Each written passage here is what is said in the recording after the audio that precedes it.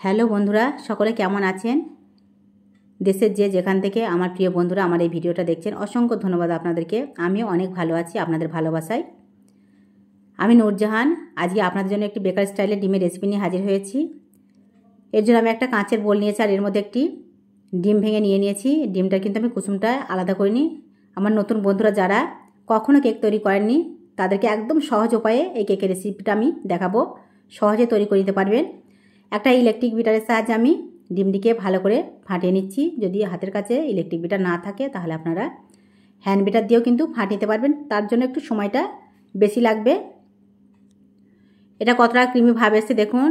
এর উপরে দিয়ে দিয়েছি আমি চিনি। আমি যে কাপে ময়দা নেব সেই কাপেরই হাফ কাপ চিনি ব্যবহার করব। আর এই চিনিটা যেন একদম স্মুথভাবে এর সঙ্গে মিশে যায়, একটা ক্রিমি ভাব চলে আসে।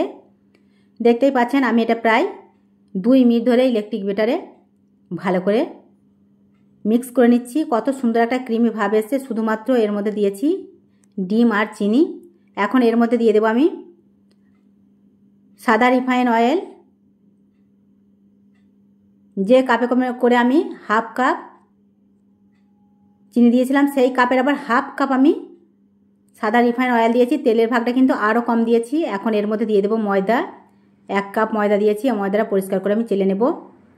এই পরিমাণগুলো অবশ্যই মনে রাখবেন, তাহলে দেখবেন আপনাদের এই কেক রেসিপিটা একদম নরম তুলতুলে স্পঞ্জ হবে, ঠিক আমার মতো আমি যেভাবে তৈরি করছি। এটাকে আমি ভালো করে একটু মাখিয়ে নিচ্ছি, কারণ প্রথমে যদি আমি ইলেকট্রিক বিটারটা দিই তাহলে কিন্তু এটা পুরো ময়দাগুলো একদম চারিপাশে লেগে যাবে। সেইখানে আগে ধীরে ধীরে মাখিয়ে নেব, তারপর ইলেকট্রিক বিটারটা আমি ব্যবহার করব। আর হ্যান্ড বিটার হলে তো কোনো কথাই নেই, এটা ধীরে ধীরে মাখানো যায়, কিন্তু সময় একটু বেশি লাগবে।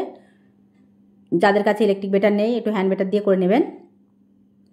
এর মধ্যে দিয়ে দিয়েছি আমি 1 টেবিল চামচ মতো লবণ, আর দিয়ে দেবো আমি হাফ টেবিল চামচ মতো বেকিং পাউডার। অবশ্যই বেকিং পাউডার দেবেন, বেকিং সোডা না দিয়ে। আর দিয়ে দিয়েছি আমি, যেহেতু এটা অরেঞ্জের ফ্লেভারের করব সেই কারণে আমি একটুখানি ফুড কালার দিয়েছি, অরেঞ্জ কালার। এটা একটু কালার করার জন্য, কারণ বাচ্চারা দেখবেন একটু অরেঞ্জ ফ্লেভার আর এই কালারটা আসলে অরেঞ্জের অনেক পছন্দ করেন। বাচ্চারা নয় বড়রাও পছন্দ করে, আমারও অনেক প্রিয় এই ফ্লেভারটা, অরেঞ্জের ফ্লেভার। সেই জন্য আমি দিয়ে নিয়েছি। আর এর মধ্যে দিয়ে দেবো একটু এসেন্স। আমি অরেঞ্জের এসেন্সটা ব্যবহার করেছি, কারণ ক্যাডবেরি ফ্লেভার তো অনেক রকমভাবে খাওয়া হয়। এখন আমি বাচ্চারা অরেঞ্জ ফ্লেভার পছন্দ করে বলে অরেঞ্জের ফ্লেভারটাও দিয়ে দিয়েছি। 1 টেবিল চামচ মতো দিয়ে দিয়েছি। এর মধ্যে দিয়ে দিয়েছি আমি লিকুইড উষ্ণ গরম দুধ, কারণ এটা একটু সফট না করলে শক্ত হয়ে যাবে, সেই জন্য আমি এই কারণে দুধটা ব্যবহার করেছি। উষ্ণ গরম দুধ আমি 1 কাপ মতো দিয়ে দিয়েছি। এই উষ্ণ গরম দুধটা কিন্তু ধীরে ধীরে দেবেন। আমি যেহেতু এর নিয়ম জানি কতটা পরিমাণে লাগে সেই জন্য দিয়ে দিয়েছি। আপনারা যদি বেশি কম তৈরি করেন লিকুইড দুধটা অল্প অল্প দেবেন আর মাখিয়ে নেবেন। একবারে পুরোটা ঢেলে দেবেন না, তাহলে হয়তো আপনাদের নরম হয়ে গেলে আপনারা বুঝতে পারবেন না যে কীভাবে তৈরি করব।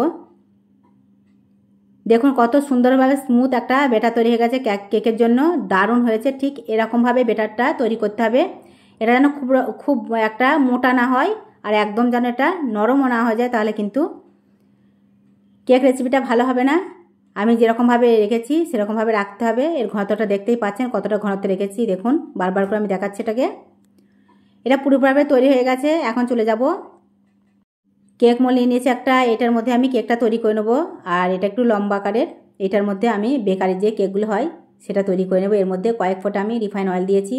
আপনাদের হাতের কাছে যদি বাটার থাকে বাটারটাও ব্যবহার করতে পারেন। আর একটা ব্রাশের সাহায্যে আমি এটাকে লাগিয়ে নিচ্ছি চারি সাইডে, তাহলে কিন্তু কেকটা খুব সহজে দেখবেন উঠে যায়। আর আজকে আমি কিন্তু এই কেকটা কিন্তু চুলোয় তৈরি করে দেখাবো না, গ্যাস ওভেনে, এটাকে আমি মাইক্রোওভেনে করে দেখাবো। আগেও আমি গ্যাস ওভেনে আপনাদের কেকের রেসিপি নিয়ে এসেছি, সেটা ক্যাডবেরি ফ্লেভারের অন্য ধরনের কেক। আর আজকে একটি অরেঞ্জ ফ্লেভারের কেকটা তৈরি করব মাইক্রোওভেনে, কারণ মাইক্রোওভেনে আমি কেক তৈরি করি না। তারপরেও আমার যে সকল বন্ধুরা মাইক্রোওভেনে কেক তৈরি করতে চান তাদের জন্য এই রেসিপিটা। এটা চুলোয়, গ্যাস ওভেনে, মাইক্রোওভেনে যেখানে খুশি করতে পারবেন, যেটাতে সুবিধা হবে আমি সব রকমই আপনাদের বলে দেবো। এর মধ্যে আমি ঢেলে নিয়েছি এই ব্যাটারটা, আর এর মধ্যে আমি কিছু টুটি ফুটি দিয়ে দিয়েছি কালারিং, যেটা আমার বাচ্চারা অনেক অনেক পছন্দ করে বাড়িতে খেতে। আর এটা দেখলে আমার বাচ্চা, আমার ঈশাবাবু তো মানে কেকটা ওভেন থেকে নামাতেই দেয় না। যখন চুলায় হয় তখন কিন্তু চুলা থেকেও নামাতে দেয় না, মানে গরম অবস্থাতেই মানে খাওয়ার জন্য ভীষণই ছটফট করে। আজকেও কিন্তু এখন থেকে মানে কেক তৈরি হয়নি, তখন থেকে কিন্তু রেডি, কখন কেকটা হবে মামনি অস্থির করছে। এটা একটু ভালো করে আমি একটু চেপে চেপে নিলাম 2-3 বার করে, তাহলে কিন্তু কেকের মধ্যে কোনো যদি ফাঁপা ভাব থাকে সেটা আর থাকবে না। এখন এটা আমি ফ্রি হিট করে নিয়েছি 1 মিনিট মতো। আর দেখুন এটা আমি 180 ডিগ্রিতে করব, আর এটাকে আমি 30 মিনিট মতো দেবো। একটা টাইম সেট করে নিয়েছি, 10 আছে, 1-2 মিনিট এরকম করে দেওয়া যায়, সেকেন্ড আছে, আর 10 মিনিট একবারেও আছে। আমি সেই জন্য 10 মিনিটটা 3 বার চেপে আমি 30 মিনিট দিলাম একই সঙ্গে। আর এটা 30 মিনিট পর আমি খুলে আপনাদেরকে দেখাবো। যারা নতুন বন্ধু তারা যদি ভাবেন যে আপনাদের এক একজনের মাইক্রোওভেন এক এক রকমের হয়, তাহলে বলবো মাঝে একবার অবশ্যই এটা বন্ধ করে দেখবেন যে আপনাদের কেমন হয়েছে। আর আমার যেহেতু টাইমটা জানা আছে বলে আমি 30 মিনিট দিয়েছি, আর 30 মিনিট পরই আমি এটা খুলে দেখছি কেমন হয়েছে। 30 মিনিট পর এটা আমি নামিয়ে নিয়েছি, আর এটা ছুরির সাহায্যে চারি সাইডগুলো একটু কেটে কেটে নিচ্ছি। ছুরির সাহায্যে এটা ছাড়িয়ে নিলে খুব সহজে কিন্তু এটা উঠে যায়, নিচে লেগেও যায় না। দেখে আমার কেকটা বুঝতেই পারছেন কতটা সুন্দর পারফেক্ট হয়েছে, দারুণ একটা কেক। আর উপরে যে টুটি ফুটিগুলো সেগুলো অসাধারণ লাগছে দেখতে, আর খেতেও কিন্তু দুর্দান্ত হয়েছে। কেকটা এতটা স্পঞ্জি হয়েছে, দেখুন হাতের সাহায্যে ধরলে কিন্তু এটা ভেঙে যাচ্ছে, এত নরম স্পঞ্জি হয়েছে। সেটা আপনারা তৈরি করে না খেলে বুঝতে পারবেন না। যদি আপনারা গ্যাস ওভেনে করতে চান তাহলে কিছু একটা পাত্রের মধ্যে হাঁড়ি অথবা কড়াইয়ের মধ্যে বালি দিয়ে, যেটার মধ্যে ঢাকনা ঠিকঠাক মতো পারফেক্ট লাগানো যাবে, সেরকম দিয়ে 50 মিনিট মতো একদম লো ফ্লেমে রেখে তৈরি করে নেবেন এই কেকটি। আমি এটা মাইক্রোওভেনে করেছি। আর এর নিচে যে একটা কাগজ ছিল সেটা দেখে মনে হচ্ছে পুড়ে গেছে, কিন্তু তার জন্য কিন্তু কালারটা দারুণ এসছে, নিচে একদমই পুড়িনি। এটা তো আপনাদের সামনেই দেখতে পেলেন যে কত সুন্দরভাবে হয়েছে পিছনটা।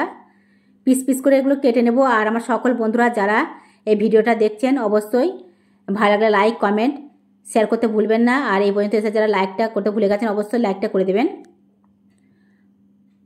আমার এই ভিডিওটি কেকের রেসিপিটা আপনাদের কেমন লাগলো এত সহজ পদ্ধতিতে অবশ্যই আমাকে জানাবেন। আর নতুন বন্ধু হয়ে থাকলে অবশ্যই আমার পাশে থাকবেন, বেল আইকনটি ক্লিক করে রাখবেন, তাহলে নতুন বন্ধুরা আমার এই ভিডিওগুলো খুব সহজে পেয়ে যাবেন। দেখুন এটা কত সুন্দর স্পঞ্জি হয়েছে, দেখেই বুঝতে পারছেন অরেঞ্জ ফ্লেভারের কি দারুণ একটি কেক। এইভাবে নতুন এবং পুরাতন সকল প্রিয় বন্ধুরা যারা রান্না শিখছেন তৈরি করুন আর খেয়ে দেখুন আপনাদের কেমন লাগে।